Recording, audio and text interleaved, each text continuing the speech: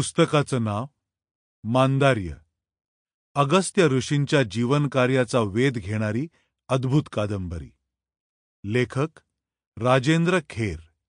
हे पुस्तक तुमच्यासाठी वाचत आहेत श्रीरंग देशमुख.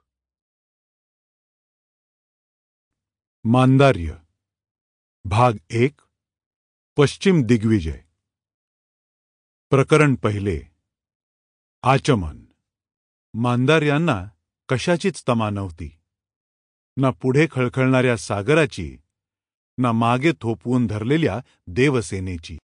त्यांची प्रशांत वृत्ती होती तशीच होती. अजूनही ते सागराकडे निश्चलपणे पाहत राहिले होते. समोर पसरलेल्या अथांग सागराकडे मांदार्यांनी दृष्टिक्षेप टाकला. काही वेळ ते तसेच सागराकडे निश्चलपणे पाहत राहिले. हेमंत ऋतूतील शुद्ध द्वादशीचा दिवस. सूर्य माथ्यावर आला होता, तरी पण त्याचा उष्मा तापदायक ठरत नव्हता. भरतीच्या सागरलाटा मांदार्यांच्या पायाशी सलगी करायला येत होत्या.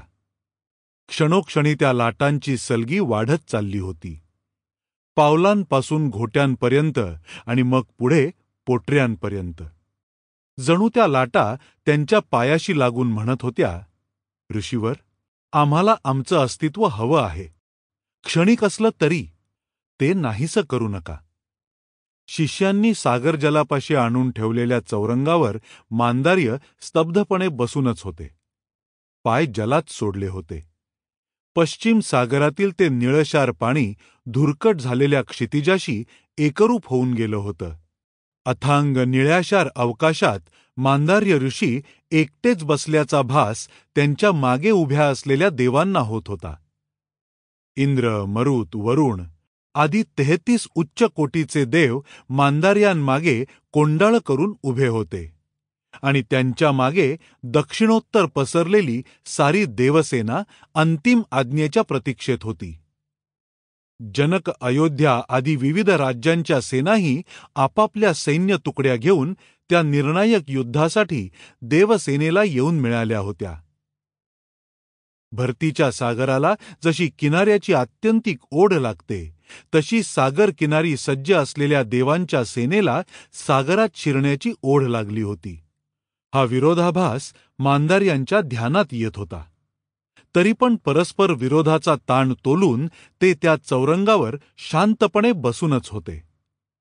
हळूहळू चौरंगाखालची शुभ्र पुळणी भरतीच्या लाटांनी सरकायला लागली आणि त्यामुळे मांदार्य बसले होते तो चौरंग पुळणीत रुतत चालला. पण मांदार्यांना कशाचीच तमा नव्हती, ना पुढे खळाळणाऱ्या सागराची, ना मागे थोपवून धरलेल्या देवसेनेची. त्यांची प्रशांत वृत्ती होती तशीच होती.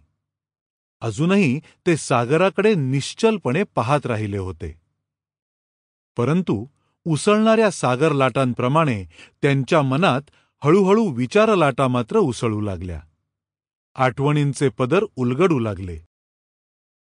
अथांग अंतर्मनात साठलेल्या स्मृती गंगौघाप्रमाणे जागृतीतल्या मनाकडे झेपावू लागल्या.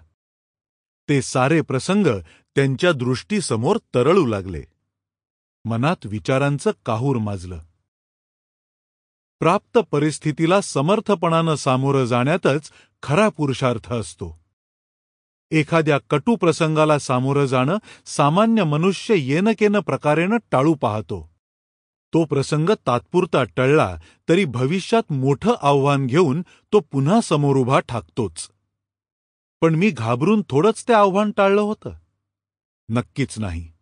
ती परिस्थितीच अशी होती की अकाली दाखवलेला पराक्रम अपयशानं ग्रासला जातो हेच खरं.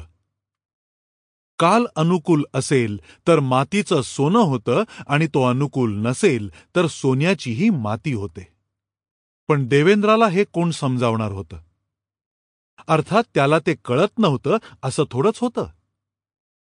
काळ पुढे सरकल्यानंतर अरण्यात राहणाऱ्या माझ्यासारख्या ऋषीच्या सहाय्याची त्याला आवश्यकता वाटावी, हा नियतीचा केवढा विचित्र आणि विलक्षण खेळ. अर्थात ते माझंही भाग्य म्हटलं. Sample complete. Ready to continue?